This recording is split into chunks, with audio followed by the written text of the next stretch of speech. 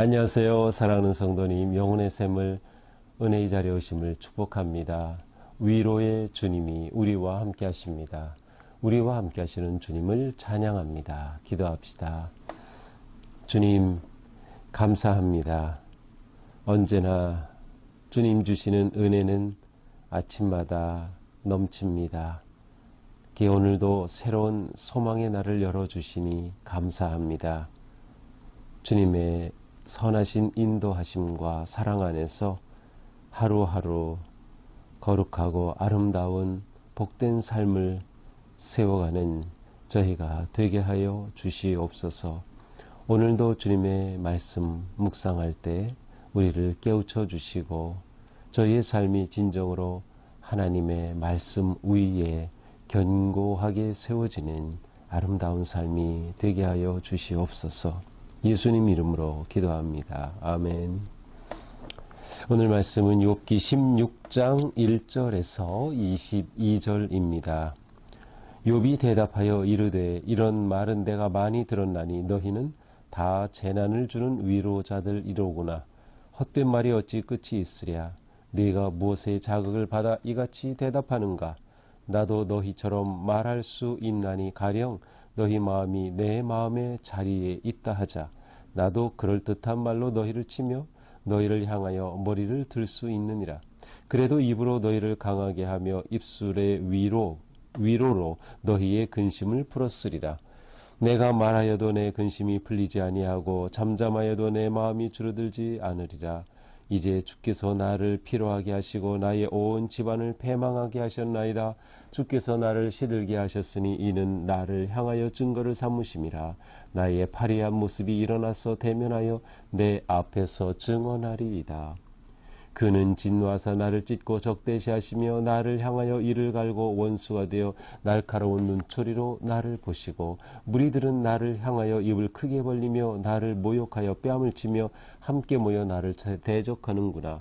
하나님이 나를 악인에게 넘기시며 행악자의 손에 던지셨구나. 내가 평안하더니 그가 나를 꺾으시며 내 목을 잡아 나를 부서뜨리시며 나를 세워 관역을 삼으시고 그의 화살들이 사방에서 날아와 사정없이 나를 쏘므로 그는 내 콩팥들을 꿰뚫고 그는 내 쓸개가 땅에 흘러나오게 하시는구나. 그가 나를 치고 다시 치며 용사같이 내게 달려드시니 내가 굵은 배를 꿰매어 내 피부에 덮고 내 뿔을 티끌에 더럽혔구나. 내 얼굴은 울음으로 붉었고 내 눈꺼풀에는 죽음의 그늘이 있구나.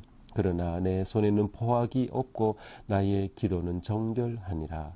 땅아, 내 피부를 가리지 말라. 나의 부르짖음이 쉴 자리를 잡지 못하게 하라. 지금 나의 증인이 하늘에 계시고 나의 중보자가 높은 데에 계시니라. 나의 친구는 나를 조롱하고 내 눈은 하나님을 향하여 눈물을 흘리니 사람과 하나님 사이에와 인자와 그 이웃 사이에 중재하시기를 원하노니 수년이 지나면 나는 돌아오지 못할 길로 갈 것임이니라. 아멘. 자, 이번에는 욥의 대답입니다. 두 번째 변론의 세션으로 들어갔죠. 그래서 엘리바스라고 하는 친구가 두 번째 말을 하고 이제 욥이 그 말에 대해 대답을 하는 거죠. 자, 욥이 대답하여 이르되 이런 말은 내가 많이 들었나니. 친구들이 그에게 하는 말, 사실은 엘리바스지만 세 친구들과 같은 그러한 입장에서 말하고 있죠. 욥은 이런 말 나 많이 들었다. 이런 말 많이 들었다. 너희가 특별하게 새롭고 정말 힘이 되는 말을 하는 게 아니다. 너희는 나 다 재난을 주는 위로자들이구나. 참 이 표현이 이상하죠. 재난을 주는 위로자가 어떻게 재난을 줍니까? 위로자라는 말 자체는 재난을 준다는 의미가 없어요. 앞뒤가 안 맞는 말이지만 바로 그러한 상황입니다. 이 친구들은 욥을 위로하려고 왔는데 좋은 친구들인데 욥을 위로한다고 하는 말이 오히려 욥을 괴롭히는 겁니다. 욥에게 재난을 가져오는 위로자가 되는 거예요. 괴롭히는 위로. 이들의 위로는 전혀 욥에게 위로가 되지 않는 겁니다. 헛된 말이 어찌 끝이 있으랴. 네가 무엇에 자극을 받아 이같이 대답하는가.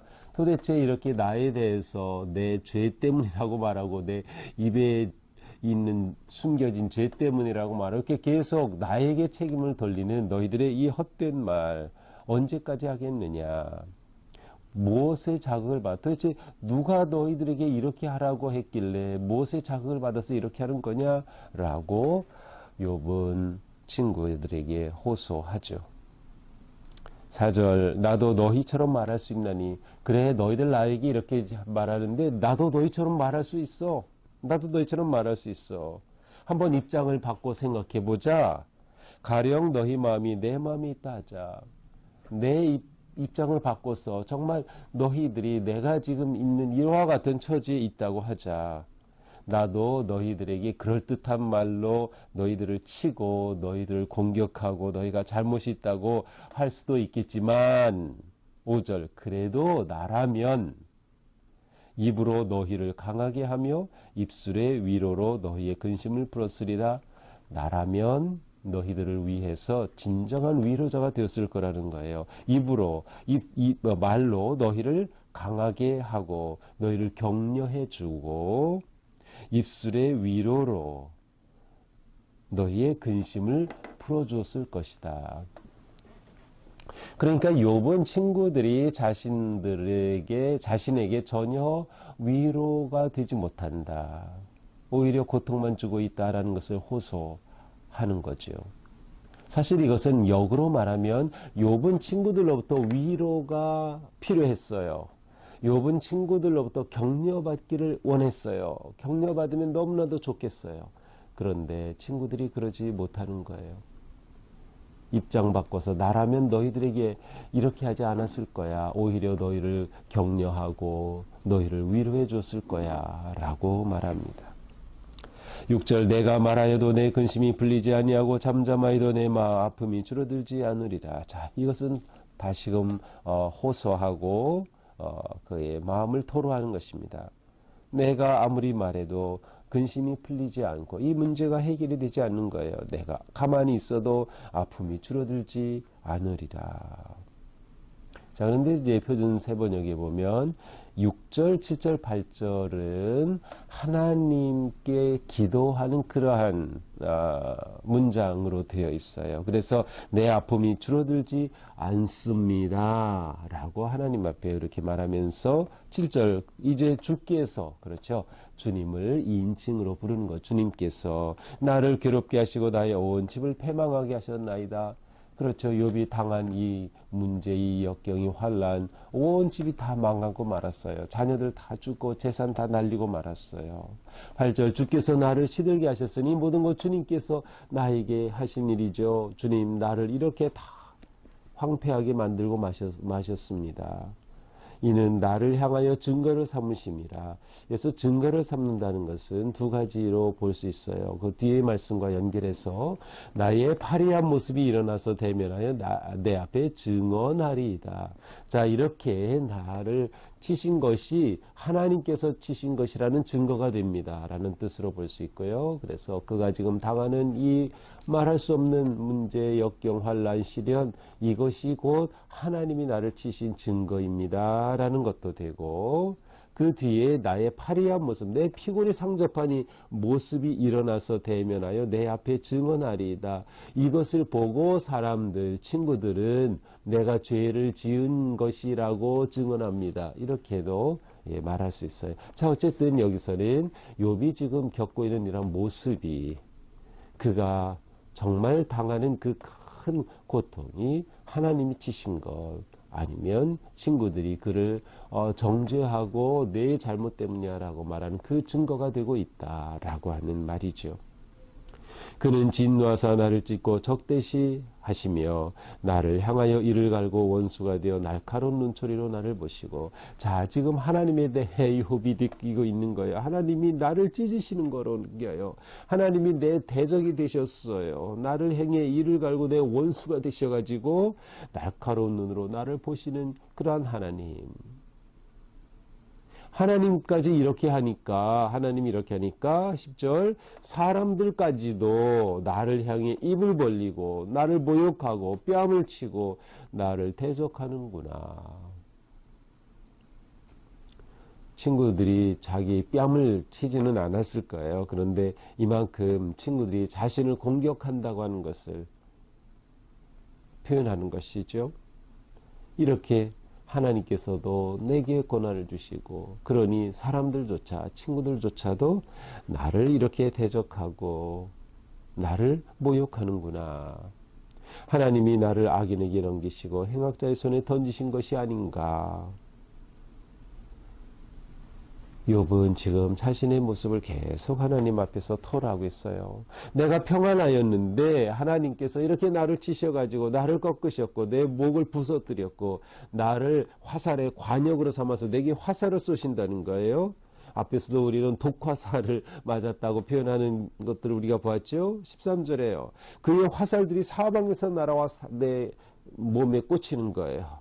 그래서 내 콩팥을 꿰뚫고 내 쓸개를 꿰뚫어서 쓸개가 땅에 쏟아지는 거예요. 쓸개는 내장으로, 내 내장이 다 밖으로 쏟아지고 내 콩팥은 신체의 가장 깊은 곳, 또 이 마음 영적으로 정신적으로도 가장 깊은 자리를 말해요. 바로 그곳으로 하나님이 화살을 쏴서 찌르신다는 거예요. 지금 욥이 얼마나 고통과 아픔 가운데 있는지를 표현하는 것이죠. 이렇게 하나님이 나를 치시고 용사같이 나에게 달려드시는구나.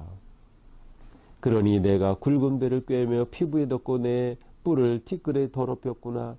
내가 이렇게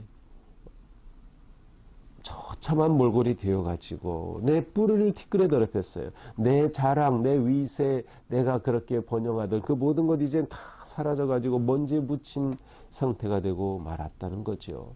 얼마나 울었던지 16절에 보니까 그 울음 때문에 얼굴이 핏빛이 되고 말았어요. 붉게 되고 말았어요. 내 눈꺼풀엔 죽음의 그늘이 덮이고 말았던 것이죠. 하지만 17절이 굉장히 중요해요. 그러나 내 손에는 포악이 없고 나의 기도는 정결함이라. 내 손에는 포악이 없고 나는 깨끗하다는 거예요. 나는 무죄하다는 거예요. 자, 이것이 욥이 토로하는 핵심이에요. 그러나 내 손에는 포악이 없다. 나는 하나님 앞에 무죄해. 나는 무고한 고난을 받는 것이야. 내 기도는 정결해. 하나님 앞에 나는 정결한 기도를 하는 거야. 욥은 자신의 무죄와 무고함을 그렇게 호소하고 있습니다. 이 역경이 하나님이 나를 치신 것이라고 인정하지만, 그렇게 받아들이지만, 그렇게 하나님의 주권과 다스리심을 그는 인정하지만 그 원인이 내 죄 때문이라고 말하지 않는 거예요. 그리고 이것은 우리가 객관적으로 볼 때 맞는 것이에요. 왜냐? 욥기 시작할 때 그 욥이 의롭다라고 하는 것을 하나님이 인정하심으로 시작했어요. 그리고 욥은 처음 재난이 왔을 때 하나님을 원망하지도 저주하지도 않았어요. 주신 이도 하나님, 가져가시는 이도 하나님, 그는 믿음을 고백했을 뿐이죠. 욥은 자신에게 포악이 없고 정결함을 호소하고 있습니다. 그러면서 자신의 비참한 모습을 이렇게 표현하죠. 18절, 내 피를 가리지 말라. 이건 내 비참한 모습 숨기지 마라. 나의 부르짖음이 실자리를 잡지 못하게 하라. 내 부르짖음이 허공에 흩어지게 하지 말라. 이 부르짖음이 하나님 앞에 이르러가지고 하나님께서 나를 돌아보시고 이 상황 속에서 나를 풀어주시기를 원하는 간절한 마음이 담겨 있어요. 지금 나의 증인이 하늘에 계시고 나의 중보자가 높은 데 계시니라. 이것은 간절한 갈망의 마음이에요. 중재자 뭐예요? 지금 하나님과 나 사이에 좀 변론하면 좋겠어요. 하나님, 나는 이렇게 정결합니다. 도대체 이 문제가, 이 고통이, 이 아픔이 왜 온 것이죠? 하나님하고 변론하고 싶은데 중간에서 변호해 줄 사람이 없는 거예요. 변호사가 없는 거예요. 그래서 그 중재자가 있으면 얼마나 좋을까? 중보자가 높은 데 계셔서 나와 하나님 사이에 중보해 주시면 얼마나 좋을까? 지금 친구들은 나를 조롱하고 있지만 내 눈은 하나님을 향해 간절하게 눈물을 흘리고 있습니다. 사랑과 하나님 사이에와 인자와 그 이웃 사이에 중재하시기를 원하노라. 중보자가 계셔서 그렇게 중재해 주신다면 얼마나 좋을까라고 하는 것이죠.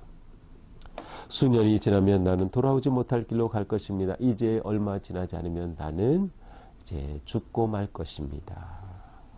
자, 이것이 오늘의 말씀이죠. 자, 오늘 말씀에서는 욥이 친구들의 말이 나에게 전혀 위로가 되지 않아요. 오히려 위로가 자기에겐 재난이라고 말해요. 위로가 괴로움이라는 거죠. 자, 오늘 우리는 이 욥의 호소를 우리에게, 나에게 지금 하는 호소를 한번 들어보면 어떨까요?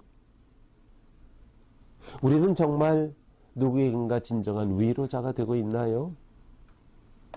우리는 우리의 위로가 괴로움이 되지 않게 하려면, 진정한 위로가 되게 하려면, 참된 위로가 되게 하려면 어떻게 해야 할까요?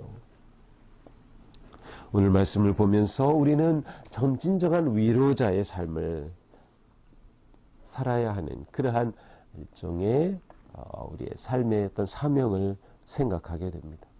자, 진정한 위로자가 되기 위해서는 욥의 이야기를 쭉 보면서 정답을 주려 하지 말아야 한다. 정답을 주려고 하지 말라. 이 친구들은 계속 욥에게 정답을 주려고 해요. 이게 답이야? 이게 정답이야. 너 이거 받아들여. 근데 그렇게 해서는 위로가 되지 않아요. 그 말이 옳다 하더라도 마찬가지. 그래서 우리는 정답을 주려 하지 말라. 정답을 주려 하지 말라. 정답을 주려고 할 때는 위로가 괴로움이 되기 때문이죠. 자, 다음으로 우리는 내가 받은 위로를 생각해라. 근데 내가 받은 위로는 특별히 우리에게는 예수 그리스도의 위로하심이에요. 성령님의 위로하심, 주님께서 말씀으로 우리를 만지시고 주님의 사랑으로 우리를 만지시고 우리에게 주신 그 주님의 위로를 우리가 생각하는 거예요. 내가 받은 위로를 생각할 때 내가 진정한 위로자가 되어 갈 수 있는 것이죠. 또한 우리는 거꾸로 우리가 당했던 어려움을 생각해 보면 입장을 바꿔볼 때 어떻게 위로자가 될 수 있을까를 생각할 수 있어요. 자, 입장을 바꿔본다. 입장을 바꿔본다는 것은 다른 말로 표현하면 진정으로 공감하고 상대의 아픔을 내 아픔으로 내면화한다는 뜻이죠. 우리가 진정한 위로자가 되기 위해서는 공감하고 내면화할 수 있어야 합니다.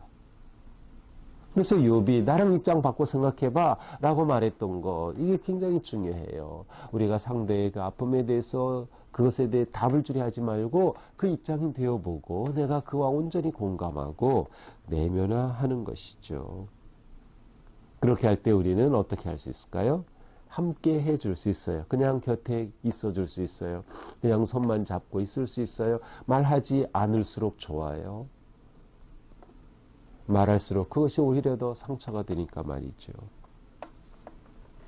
자, 더 나아가서 우리에게는 중보자 예수 그리스도가 계시다. 욥이 그렇게 원했던 중재자가 있으면 얼마나 좋을까. 우리에겐 이미 예수 그리스도가 중보자로 계셔요. 그래서 예수 그리스도를 통하여 하나님께로 나아가는 것이죠. 예수 그리스도를 통하여.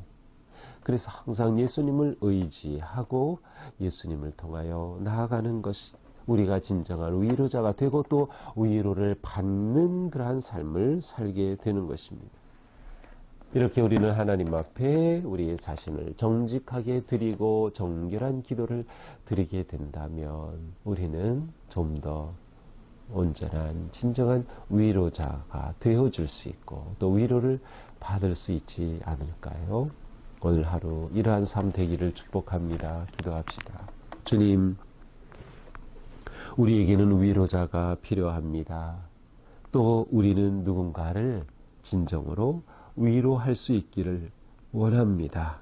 주님, 저희를 받으시고 용서하시고 품어주시고 위로해 주시는 그 사랑과 은혜에 감사드립니다. 우리가 이렇게 위로를 받았으니 우리도 누군가를 진정으로 위로할 수 있도록 인도하여 주시옵소서.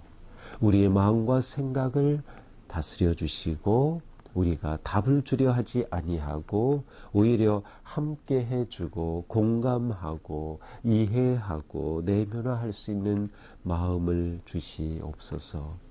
우리가 생명의 말씀으로 복음으로 진정한 위로를 세상에 줄 수 있는 주님의 참된 제자들 되게 하여 주시옵소서. 주옵소서. 오늘 하루 그러한 삶 되게 하여 주옵소서. 예수님 이름으로 기도합니다. 아멘. 네, 오늘도 주님의 은혜 안에서 우리 삶이 평안하고 또 위로가 넘치는 행복한 삶 되기를 축복합니다. 사랑합니다.